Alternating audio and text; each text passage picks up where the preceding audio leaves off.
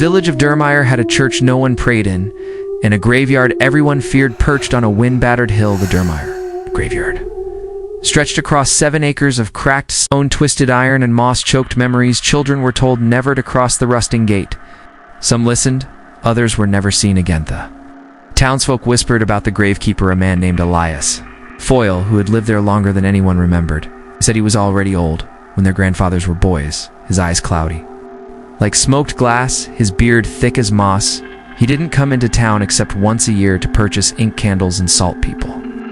Spoke in hushed tones of Elias's lantern, which flickered on moonless nights like a beacon for the dead when the fog would roll in and spill over the cobbled roads like milk across stone.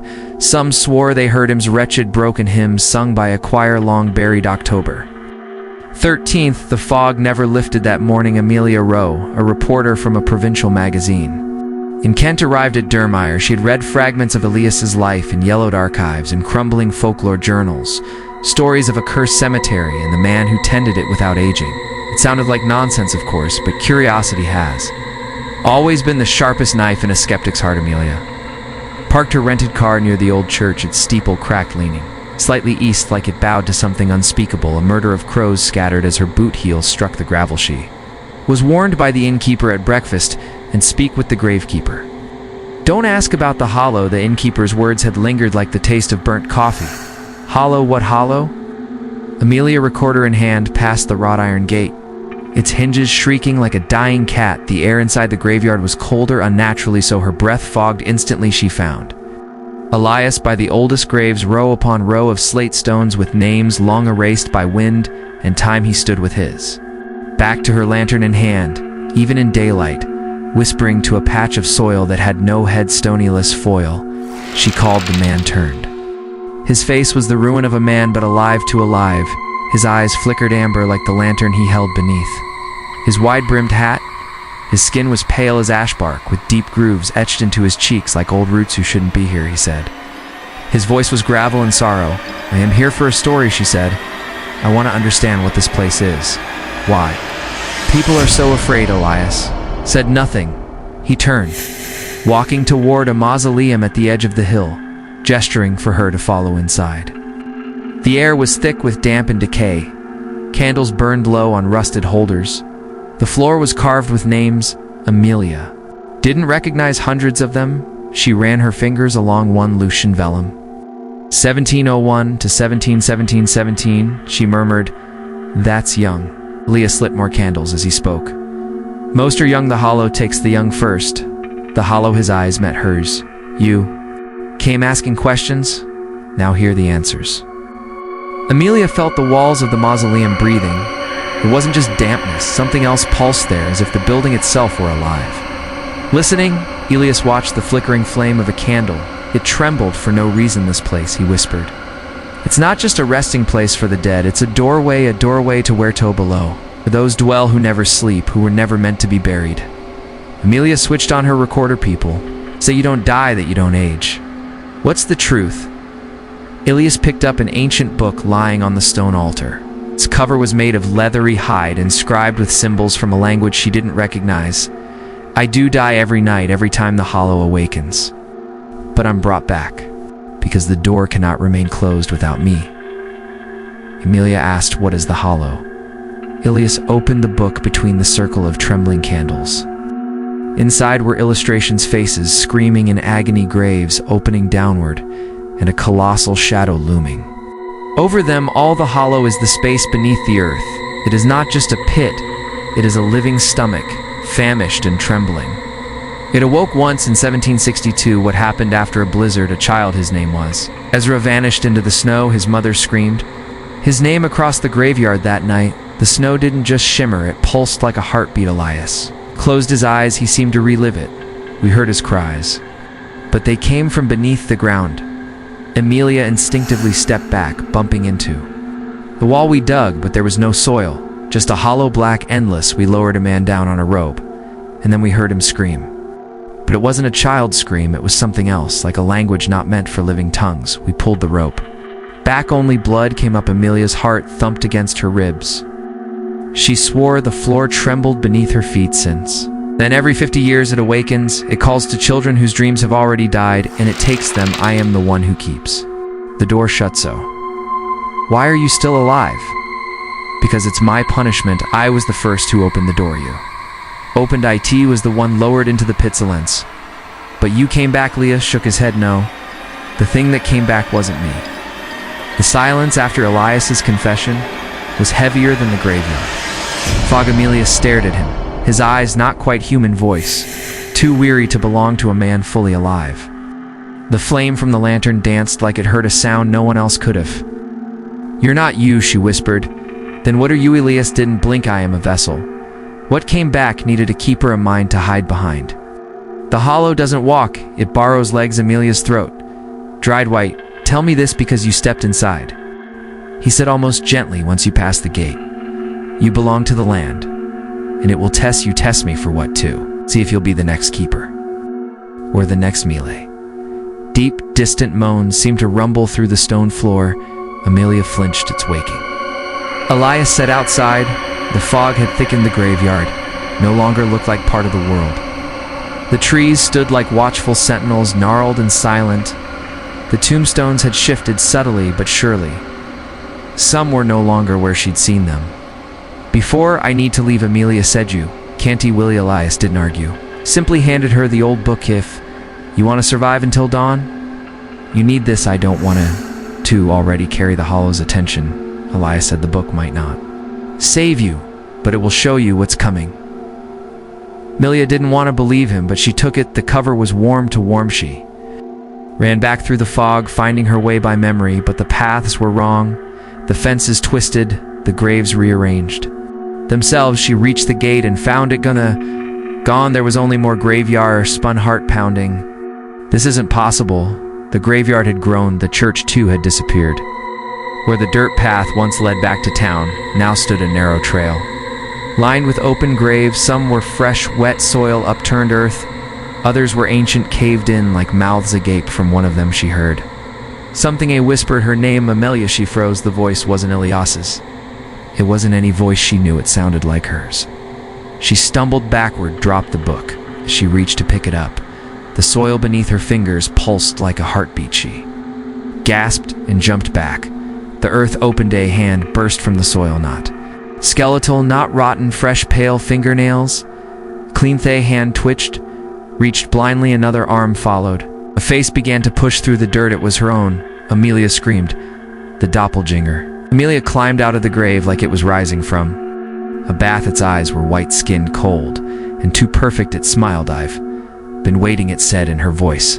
Amelia turned and ran. The graveyard twisted with her trees turned where they stood.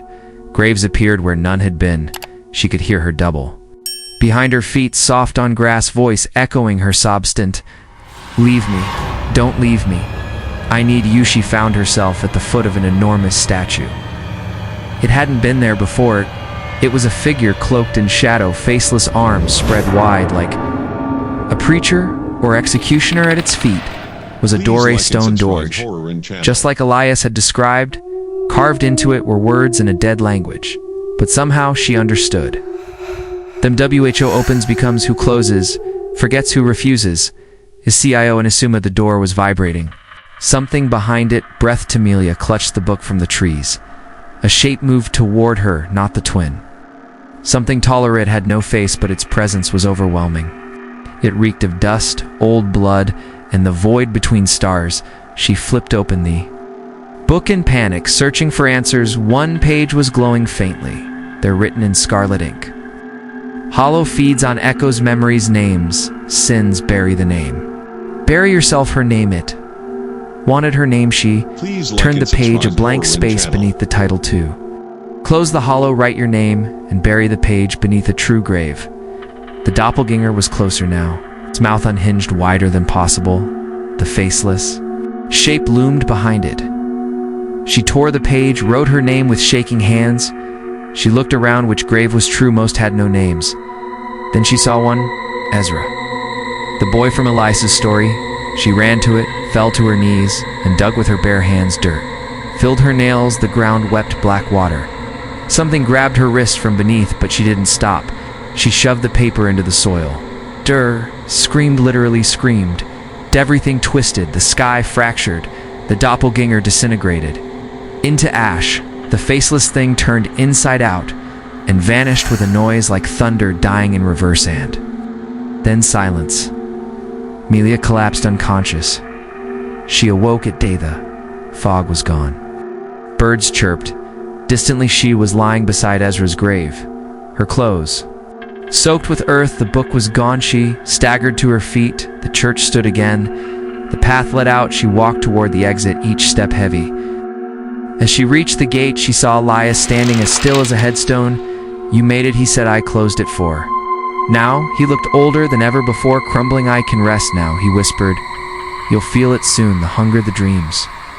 "What do you mean you buried your name?" She froze. Her chest felt hollow. "You never leave the hollow," Elias said, vanishing into mist. "You only change who you are within it." Amelia didn't remember walking back to town. One moment, she was at the graveyard gate. The next, she was in her inn room, soaked in mud and sweat, the bedsheets twisted around her legs like vines. Her skin felt too tight. Her name, Amelia Rowe, no longer sounded quite right in her mind. It was as if it belonged to someone else. She reached for her recorder. The tape inside had melted. She tried her phone, no service. Every photo she'd taken in the graveyard was gone, replaced by black static. She checked the mirror. Her reflection blinked a moment after she did that. The villagers would not look at her. Even the innkeeper refused to speak to her. When she asked for directions back to the highway, he only pointed to a worn map and whispered, "It won't help, not if the hollows marked Yo." She left anyway. The road was long and empty. Twice she passed the same dead tree. Though she hadn't turned back the third time she got out and touched it. There, carved deep into the bark, was her name, Amelia Rowe. Beneath, not above, she screamed, and something beneath the soil responded with a low, echoing mountha. The road was a circle. The forest bent toward her. The sky dimmed, though the sun was high. And the whispering began again. It came from the trees, the dirt her own. "Footsteps, keeper, keeper, keeper, keeper." Amelia clutched her head. "No, I'm not staying." I closed. Ida, voice behind her, answered Ilias's voice. "You delayed it, that's all we ever do." She turned, but he wasn't there. Only missed that night back at the inn she dreamed in. The dream she was back at Ezra's grave. The soil breathed under her palms. The hollow spoke to her, not in words, but in memories that weren't her. Sasawa, girl with red ribbons being pulled into an open grave, while her mother wept beside a shattered headstone. A priest who burned his own church after hearing voices from the soil. A boy with a lantern. Elias being lowered on a rope into an endless pit, whispering prayers that turned to screams. Then she saw herself, not now, but 10 years from now, sitting alone in the mausoleum, hair silver, eyes glazed, writing names in a book bound with her own skin. She woke up screaming. There were scratches on her hands, dirt beneath her nails. She had been digging in her sleep over the next week. The dreams grew worse. She stopped answering calls. Her editor thought she'd gone missing. Her voicemail was full. Her fridge remained empty, and the worst part, she kept waking up with soil in her mouth. Sometimes stones, sometimes fragments of teeth. She began to hear whispers, even while awake in the shower, drained behind the walls, beneath the floorboards. Soft, wet voices calling her name in different tones. One morning, she stood in front of the mirror for an hour, waiting for her reflection to blink. It never did, and that's when she knew she hadn't escaped the hollow. She had brought it with her. She tried to write about it, to explain what happened, but every time she started, the words changed themselves. Letters, warped pages went blank. Sometimes entire paragraphs rewrote themselves in that same ancient spidery script she saw in Elias's book. Then, one night, she found the book again. It was waiting on her doorstep. No note, just the leathery volume warm to the touch. The cover now bore her name inside a single phrase. Had been added in her handwriting. To forget, dig deeper. She didn't remember writing it. She bought a shovel. She drove far into the woods, away from any road or town. There, beneath a crooked tree, she dug. For hours, her hands bled. The earth groaned. Finally, she found something, a box inside it, her recorder intact. Still playing. A voice, Elias's voice. "You cannot run from what you buried. You can only go deeper. The hollow isn't just a place, Amelia. It's a truth, and you're the next chapter." As the tape ended, the sky turned black, not night, just absence. Forest around her leaned in the dirt at her feet, splitted She stepped inside. That was 3 years ago. Since then, people who visit Durmire sometimes say the graveyard has changed, that a new statue has appeared beside the faceless 1A woman eyes. Open one hand holding a lantern, the other a pen made of bone, they say. On certain foggy nights, a light moves through the graves, not Ilias's anymore, but softer, sharper and. If you listen very closely to the wind through the rusted gate, you'll hear her voice, not crying, writing. Years past Durmire changed, the town grew quieter. Fields once plowed, now lay fallow, shops closed earlier. Children were kept indoors after dark, not out of superstition but instinct. Fog returned more frequently. Even in summer, the ground felt softer beneath one's feet, and no one questioned why the graveyard gate never rusted anymore. Some said Elias had died, others claimed he'd simply wandered into the earth, swallowed by the very land he served. But those who dared visit the graveyard knew better. The statue of the woman Amelia stood beside the original faceless monument. Unlike the other, her features were detailed, sculpted with eerie accuracy, hair swept by a wind that didn't blow. Lips parted as though mid-sentence, her eyes always open, always watching, and her lantern never went out.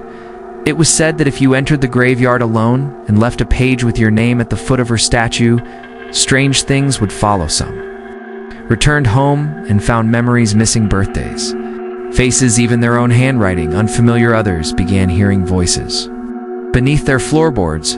One man reported digging into his backyard to find dozens of gravestones below his garden, none bearing names he recognized. And when he tried to show them to others, they were gone. A scholar came from the university in London to investigate. He never returned. Inly, his journal was found, pages soaked in brackish water, with one line repeating over and over, "There is no bottom, there is only the hollow butt." The final chapter wasn't about the villagers, the travelers, or even Elias. It was about Amelia beneath the sea, stood in a realm with no sky and no soil, only names floating like Ashi, had descended far beyond the mortal grave the Hollow had accepted. Her not as sacrifice, but successor. Where others screamed, she had listened. Where others resisted, she had recorded. The Hollow did not hunger in the way living things do. It sought story, not flesh, identity, not blood, and Amelia had become its scribe. She sat upon a throne of broken gravestones, ink flowing from her fingertips, scratching into a parchment made from collective memory. Lie buried every truth whispered in grief, every forgotten name she wrote them. All the Hollow in return gave her silence. Perfect, uninterrupted silence, not peace, but purpose. For the Hollow to feared the chaos of the unrecorded back. On the surface, someone always found the book wrapped in cloth, bound in skin. It arrived in attics, basements, locked drawers, its pages blank. Until you opened it and read the first line, to know the Hollow is to feed it. Some dropped it in terror, others read on. The ones who read far enough felt compelled to write their names, and then the dreams began. And so it continues. There is always a keeper, there is always a Hollow, and there is always a page waiting to be filled with your name.